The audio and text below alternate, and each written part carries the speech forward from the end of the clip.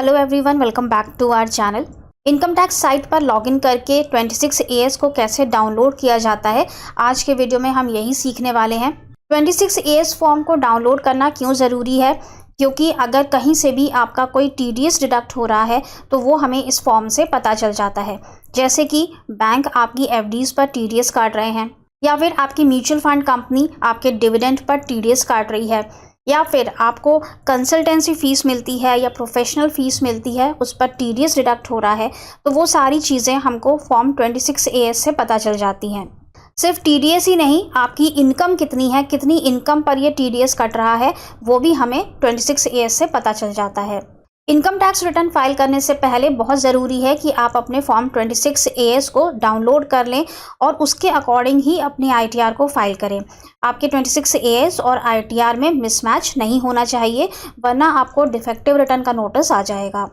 26AS form को download करने के लिए आपको इनकम टैक्स की साइट पर रजिस्टर्ड होना ज़रूरी है। बिना लॉगिन पासवर्ड के आप 26AS को व्यू नहीं कर पाएंगे। तो सबसे पहले तो आपको अपने आप को रजिस्टर्ड कर लेना है, अगर आपने अभी तक रजिस्ट्रेशन नहीं किया है। और अगर आप ऑलरेडी रजिस्टर्ड हैं तो आप सिंपली लॉगिन पासवर्ड के थ्रू अपने 26AS फॉर्म को व्यू कर सकते हैं। पिछले 2 साल से 26AS में थोड़ा सा चेंज किया गया है। पहले हमें एडवांस टैक्स या सेल्फ असेसमेंट टैक्स हमने पे किया है तो वो भी हमें 26AS से मिल जाता था। इसके अलावा इनकम टैक्स से हमें कितना रिफ़ंड मिला है पिछले सालों में, वो भी हमें दिख जाता था। लेकिन अब ये सारी चीज़ें 26AS में नहीं दिखती हैं, वो हमें अपने AIS स्टेटमेंट यानी कि एनुअल इन्फॉर्मेशन स्टेटमेंट से ही मिलती हैं। 26AS में हमें सिर्फ TDS की एंट्रीज़ मिलती हैं। अगर कहीं से आपका कोई TDS कट रहा है तो सिर्फ वो ही 26AS में हमें दिखता है। तो चलिए स्टार्ट करते हैं। सबसे पहले तो आ जाते हैं इनकम टैक्स के होम पेज पर, जो कि है incometax.gov.in। अगर आप पहले से रजिस्टर्ड नहीं हैं तो आप सिंपली यहाँ रजिस्टर पर क्लिक करेंगे और अपने आप को रजिस्टर्ड कर लेंगे। इसके लिए आपको पैन नंबर और आधार नंबर 2 ही चीज़ें चाहिए होती हैं, इन्हीं से आपका काम बन जाएगा। आप रजिस्टर्ड कर लेंगे, लॉगिन पासवर्ड बना लेंगे और लॉगिन बन जाने के बाद हम इधर लॉगिन पर क्लिक करेंगे। अब यहाँ पर हमें लॉगिन पासवर्ड देना है। लॉगिन में हमें देना होता है अपना पैन नंबर और पासवर्ड डालकर हम कंटिन्यू करेंगे। तो इस तरह का इंटरफेस आ जाता है। यहाँ पर हमें ई फाइल में जाना है, यहाँ पर इनकम टैक्स रिटर्न्स, और यहाँ पे 4th नंबर पे हमें मिलता है व्यू फॉर्म 26AS। कंफर्म, यहाँ बॉक्स में टिक लगाएंगे और प्रोसीड करेंगे। View tax credit statement, assessment year select कर लेंगे कि कौन से असेसमेंट ईयर का देखना चाहते हैं। तो फिलहाल चल रहा है असेसमेंट ईयर 24-25, जिसकी की ITR फाइल होगी अब, और लास्ट डेट होगी इसके लिए 31 जुलाई 2024। व्यू एज में HTML करेंगे और व्यू और डाउनलोड पे क्लिक करेंगे। नीचे स्क्रॉल करेंगे और यहाँ पर पूरी इन्फॉर्मेशन डिस्प्ले हो जाएगी जहाँ से भी आपका TDS डिडक्ट हो रहा है। जैसे कि ये सैलरीड एम्प्लॉय हैं तो यहाँ पर सैलरी से TDS डिडक्ट हो रहा है।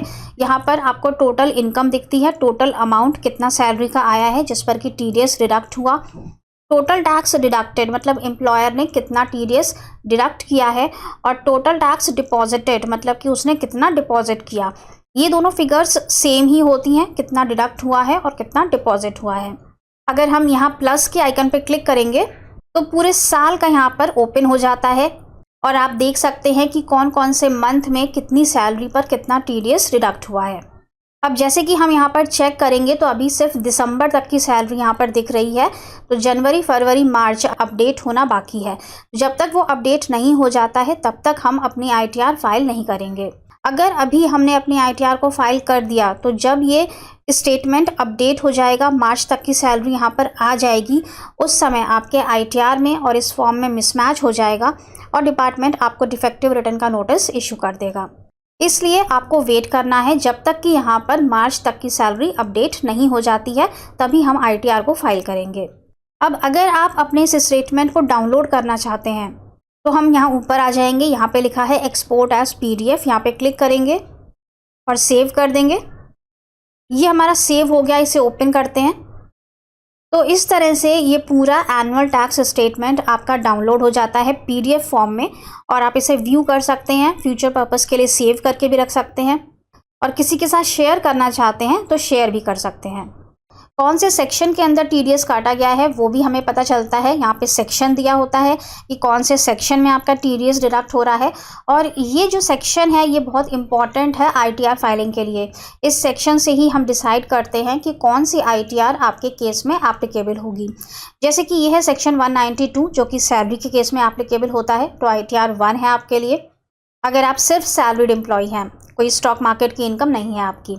अगर मान लेते हैं कि यहाँ पर होता सेक्शन 194J, तो ये प्रोफेशनल फीस होती और तब आपके केस में आईटीआर 3 या फिर आईटीआर 4 एप्लीकेबल होती। इसी तरह से यहाँ पर बहुत सारे सेक्शंस रिफ्लेक्ट होते हैं। सेक्शन 194N है, कैश विड्रॉल पर टीडीएस कट गया। सेक्शन 194O है ई कॉमर्स ऑपरेटर्स के लिए। सेक्शन 194H है कमीशन इनकम के लिए। तो सेक्शंस के अकॉर्डिंग हम डिसाइड करते हैं कि कौन सी आईटीआर हमारे केस में एप्लीकेबल है। इसीलिए फॉर्म 26AS को डाउनलोड करना बहुत ज़रूरी है। यहाँ से इनकम देखते हैं, टीडीएस देखते हैं, साथ ही हम ये भी देखते हैं कि कौन सी आईटीआर हमें फाइल करनी होगी।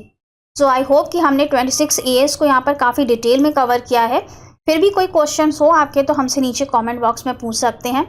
Thank you so much for watching this video. मिलेंगे नेक्स्ट वीडियो में। Till then, stay safe and healthy. Bye bye.